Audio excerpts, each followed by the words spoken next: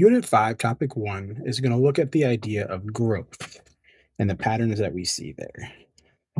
In the very first question, we talk about bacteria, in which it's splitting into three new bacteria every hour. So one became three. So the question is, how many do we have after hours two and hours three? So this one right here is going to make three. This one's going to make three. And this one's going to make three. I'm not saying it's drawing the best, but I'm seeing a total of nine. They want you to draw it and answer how many bacteria on hour three. As you move down the page, we're looking at something that's called a genie in a bottle. So it's just a ridiculous situation where we have the person over here on day one, they start with $1,000. And then if they leave the money alone, they basically get $200 every day. And so if you follow that pattern of adding $200, the goal is, well, where do I get? I do need to be cautious. Notice that it's jumping from 7 all the way down to 14 and 15. So you need to do a little bit of math to kind of figure out adding 200, adding 200, adding 200. But the real question is, would you have more money over here or over here? And I'm going to explain over here in a second. After 7 days and then after 15 days. And there's going to be a little bit of a extension later as you go through this problem. So what I want you to notice is here, you're starting with a quarter. But the deal isn't adding $200, it's doubling every day.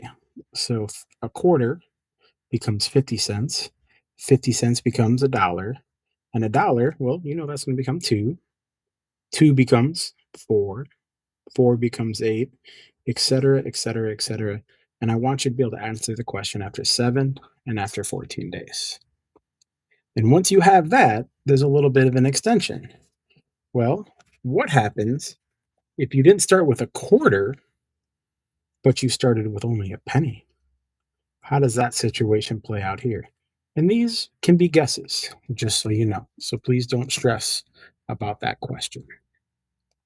As you flip the paper over and look at questions 2 and 3, we're following these same ideas. So, situation 1 here is talking about a person has 80 followers on social media and they triple the number each year. So, how many do they have after 4 years? The question is, which of these situations, three of these are going to match up. So then it's understanding which one represent that. I start with how many people, 80, and I'm doing what? Tripling. Isn't that to times by three, times by three, times by three? So what I have kids do is I have kids put, hey, that's situation 1 right here. If you like to color coordinate, get some highlighters and you can make this happen. Situation 2 is what? You have a tank with 80 gallons of water, so it's the same number, but it's getting filled at a rate of 3 gallons a minute. If you're filling it with 3 gallons, really, you're just adding 3 gallons, adding 3 gallons, adding 3 gallons. So again, you can come down here and put the number 2, or if you want to highlight, that's it. Now there's 4 that you have to decide. Which one do those go with? In these tables, does it go situation 1, situation 2? With these equations, does that look like situation 1 or situation 2? Do your best to decide, put 1s and 2s, or if you want highlighters, always ask. Visually, I want you to understand from a table and a graph, well, which is linear and which is exponential. When I think linear, the first 4 letters are the word line. That is just a straight line, maybe going up, maybe going down, depending on situation. But exponential is an explosion.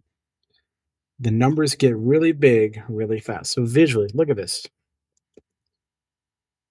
Right off the bat, you can tell which word I'm looking for here. So we have a linear relationship, we have an explosion. The numbers are exploding up. So we know this has to be exponential and this has to be linear.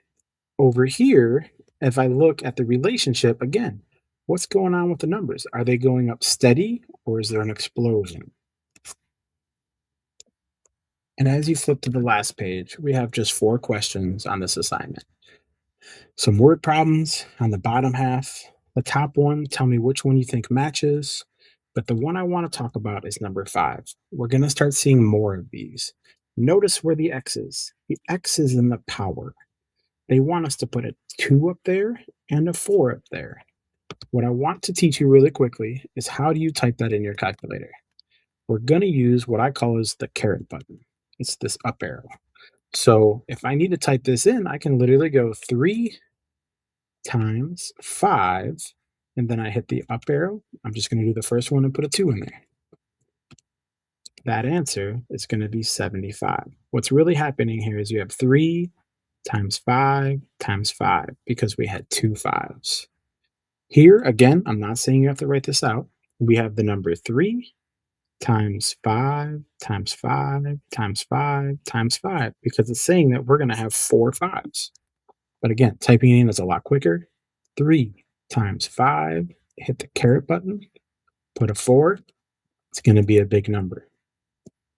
Good luck on the rest of your assignment.